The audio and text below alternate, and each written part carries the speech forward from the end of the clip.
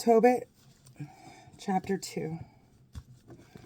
Thus under King Shadon, I returned to my home, and my wife Anna and my son Tobiah were restored to me. Then on our festival of Pentecost, the holy feast of weeks, a fine dinner was prepared for me, and I reclined to eat. A fine dinner was prepared for me, and I reclined to eat.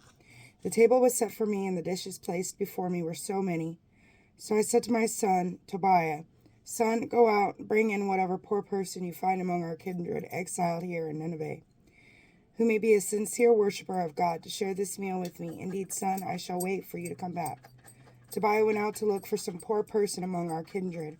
But he came back and cried, "Father." I said to him, "Here I am, son."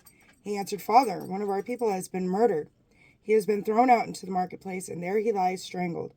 I sprang to my feet, leaving the dinner untouched, carried the dead man from the square, and put him in one of the rooms until sundown, so that I might bury him.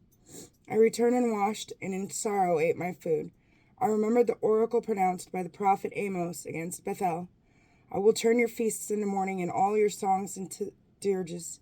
Then at sunset, I went out, dug a grave, and I buried him. My neighbors mocked me, saying, "Does he have no fear? Once before he was hunted to be executed for this sort of deed, and he ran away.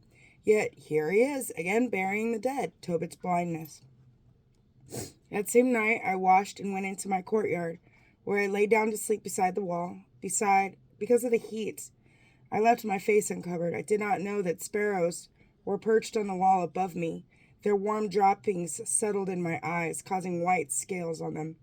I went to doctors for a cure, but the more they applied ointments, the more my vision was obscured by the white scales until I was totally blind. For 4 years I was unable to see, and all my kindred were distressed at my condition. A Haquar, however, took care of me for 2 years until he left for Elam. At that time my wife Anna worked for hire at weaving cloth, doing the kind of work women do. When she delivered the material to her employees, they would pay her a wage. On the 7th day on the month of distress, she finished the woven cloth and delivered it to her employers. They paid her the full salary and also gave her a young goat for a meal.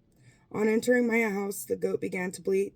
So I called to my wife and said, "Where did this goat come from? It was not stolen, was it? Give it back to its owners.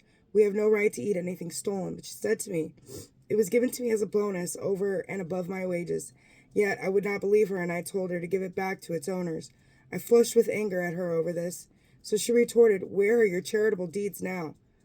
Where are your righteous acts? Look, all that has happened to you is well known."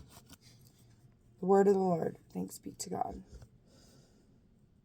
God bless you.